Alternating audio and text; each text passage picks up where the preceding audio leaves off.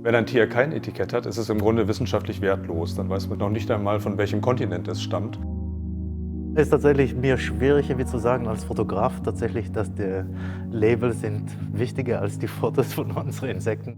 Jedes Forschungsprojekt, das mit den Objekten forscht, generiert zusätzliche Daten zu den Objekten und das steht dann perspektivisch halt allen zur Verfügung, die damit arbeiten wollen. Diese beiden Tiere, die haben sich nach genauerer Untersuchung als neue Art herausgestellt und als wir noch genauer hingeguckt haben, sogar als neue Gattung, was schon etwas Besonderes ist. Dein Museum für Naturkunde Berlin verändert sich. Wir bauen um, erschließen unsere Sammlung und schaffen Orte für Austausch und gemeinsames Lernen. Die Museumsevolution hat begonnen. Wir machen hier einen Workshop und wir wollen unsere Expertise, die wir hier am Museum angesammelt haben, weitergeben für andere Sammlungen und Museen, die auch dabei sind, ihre Objekte zu digitalisieren. Sie sollen verschiedene Stationen ausprobieren können und das soll dann bei der Entscheidungsfindung in der Heimatsammlung helfen. Manche stehen davor, müssen jetzt Entscheidungen treffen, welche Geräte werden angeschafft, wie wird der Workflow geplant, was soll mit den Daten passieren. Wir haben 2 3D-Stationen, dann haben wir ein Gerät, das hat eine riesig hohe Auflösung und kann ganze Insektenkästen mit einer Aufnahme so aufnehmen, dass man trotzdem die einzelnen Insekten gut erkennen kann. Dann haben wir die Dora, das ist eine Entwicklung vom Museum mit dem Fraunhofer-Institut zusammen. Da werden meistens Schnecken mit digitalisiert und daneben die Etiketten. Die Frage ist ja immer einmal das Objekt, man macht ein Bild vom Objekt. Aber ganz wichtig ist ja immer der Link zu dem Objekt. Wir haben ein Gerät, das macht Focus-Stacking, kann also mit einer ganz hohen Tiefenschärfe die Insekten aufnehmen. Weil wir bei Makrofotografie extrem kleine Fokusbereich haben, müssen wir eigentlich jeder Insekt in mehrere Fokusebenen fotografieren, um die zusammenzusetzen. Wir haben nämlich sozusagen 2 Stationen. Der eine ist für Digitalisierung des Insekts, der andere ist Fotografie von den Labels. Wird separat fotografiert und alles irgendwie unter eine gleiche Ordner sozusagen gespeichert. Das heißt, wir haben danach einzelne gestackte Bilder von verschiedenen Ansichten von der Insekt. Dazu noch die Labelfotos, das extrem viel Informationen enthalten natürlich.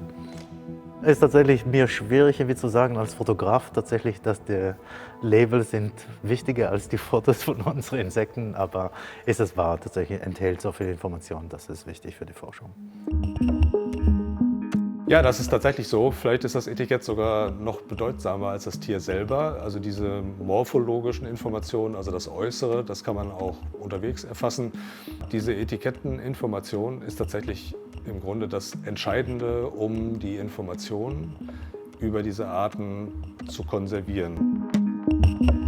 Das reicht im Grunde ganz weit in die Frühgeschichte der Zoologie zurück. Besonders nachdem die Entdeckungsreisen um die Welt begonnen haben, war es von entscheidender Wichtigkeit zu wissen, wo die Tiere herkommen, die man dann in seinen Sammlungen hatte. Das heißt, zu dem Zeitpunkt sind diese Informationen schon mittransportiert worden. Anfänglich noch ein bisschen unsystematisch.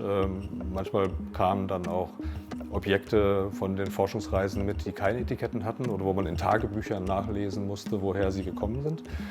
Aber spätestens im, sagen wir mal, 18. Jahrhundert ist man systematisch vorgegangen und hat diese Etiketten, zumindest die Herkunftsetiketten, an diesen Tieren angebracht. Besonders historische Etiketten sind häufig handgeschrieben und die Handschrift der Wissenschaftler war nicht immer besonders gut lesbar. Und wir haben heute bei dem Versuch, auch im Rahmen der Erschließung der Sammlung im Zukunftsplan, diese Etiketten zu transkribieren und in eine Datenbank zu überführen, haben wir große Schwierigkeiten, manchmal diese Handschriften zu entziffern. Das geht bis dahin, dass wir, selbst wenn wir das Gefühl haben, wir haben es eigentlich, diese Orte heute nicht mehr finden können. Also geografische Bezeichnungen haben sich verändert. Manchmal sind diese geografischen Bezeichnungen auch sehr grob. Dann gibt es ein Etikett, auf dem steht nur Brasilien drauf und sonst nichts. Was man hier gut sehen kann, ist, dass die Etiketten unterschiedliche Farben haben. Also hier beispielsweise sind einige Etiketten in Gelb, manche in anderen Farben. Oder das gibt es auch in der Schachtel, kann man sehen, dass die hier blau sind. Und dahinter verbirgt sich ein Farbkodierungssystem, das Karl Möbius, der Gründungsdirektor des Museums für Naturkunde hier in Berlin, gleich zu Beginn seiner Amtszeit eingeführt hat. Und das kann man hier auf dieser Karte sehr schön sehen. Beispielsweise ist Südostasien in Gelb gehalten, Afrika südlich der Sahara in Blau und die Amerikas in unterschiedlichen grünen Tönen. Und damit wollte er die Sammlungsarbeit vereinfachen, dass man sofort an einem Farbton erkennen kann, aus welcher geografischen Großregion diese Tiere stammen. Das hat sich nicht so richtig bewährt, weil das natürlich nur eine sehr grobe Einteilung ist. Und heutzutage interessieren wir uns im Grunde für detailliertere Informationen. Das heißt, kommt ein Tier aus Vietnam oder aus Laos, das macht einen Unterschied. Hier haben wir zum Beispiel Tiere, die erst vor wenigen Jahren in Peru gefangen wurden auf einer Reise, an der ich auch teilgenommen habe. Und da kann man sehr schön sehen, dass da in feinen Buchstaben im Laserdrucker, macht man das natürlich heute gedruckt, geografische Informationen draufstehen, Daten, wann ist das Tier gefangen worden und die Koordinaten und die Sammler, die an dieser Expedition beteiligt waren. So, das ist so die Mindestinformation, die man heute von einem modernen Etikett erwartet. Und das ist gut lesbar, lässt sich gut digitalisieren, mit sowas haben wir keine Probleme. Wenn man aber beispielsweise bei dieser Wespe hier schaut, das Etikett ist zwar auch gedruckt, aber die Druckqualität ist nicht sehr gut, das Etikett hat auch gelitten. Und trotzdem können wir erkennen, dass dieses Tier hier bereits 1930 auf der indonesischen Insel Sulawesi gefangen wurde, von jemandem, der dort eine Expedition gemacht hat, um einen bestimmten Vogel zu fangen. Gerd Heinrich heißt der ist auch Wespenexperte. Und der hat unter anderem diese Wespe hier auch von dort mitgebracht. Seit diese Wespe 1930 oder etwas nach 1930 hier in die Sammlung gekommen ist, hat sie hier als unbestimmte Grabwespe gesteckt. Es hat sich niemand wirklich um sie gekümmert und vor einigen Jahren habe ich mir diese unbestimmten Teile der Grabwespensammlung angeschaut und habe unter anderem eben diese beiden großen Tiere entdeckt und die sind mir gleich durch ihre ungewöhnliche Größe aufgefallen. So, und diese beiden Tiere, die haben sich dann nach genauerer Untersuchung als neue Art herausgestellt und als wir noch genauer hingeguckt haben, sogar als neue Gattung, was schon etwas Besonderes ist. Und das Spannende ist gewesen, dass diese beiden Tiere ja von 1930 stammen und seitdem hier in der Sammlung sind. Und dass etwa zeitgleich zum Zeitpunkt meiner Entdeckung dieser beiden Tiere eine US-amerikanische Kollegin diese Tiere heute auf Sulawesi auch entdeckt hat. Und wir haben uns darüber ausgetauscht, haben festgestellt, wir haben dieselbe neue Art entdeckt und haben sie dann in einer Kooperation auch gemeinsam beschrieben.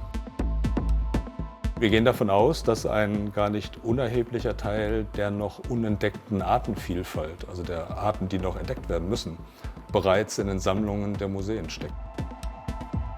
Die Etiketten als Dokumente der Herkunft der Objekte sind von historischer Bedeutung und haben heute auch noch sehr große Bedeutung. Und sie werden auch niemals ersetzt oder weggeworfen. Das heißt, sie bleiben erhalten und spielen bei der Erschließung der Sammlungen im Rahmen des Zukunftsplans eine sehr große Rolle. Das heißt, die Tiere selber zu digitalisieren ist ein Schritt. Aber die dazugehörigen Informationen, die eben auf den Etiketten stehen, ebenfalls zu erschließen im Rahmen des Digitalisierungsprozesses, ist von mindestens genauso großer Bedeutung. Dieser Workshop hier ist ein Teil vom Vinoda-Projekt und im Projekt Vinoda vermitteln wir Datenkompetenzen. Das heißt, im Museum gibt es ganz viele verschiedene Daten, die mit Objekten assoziiert sind. Das sind Bilddaten, wie hier im Workshop. Wir haben auch Textdaten, wir haben morphologische, genetische, geografische Daten. Das sind Zahlen, das ist Text, das sind Bilder.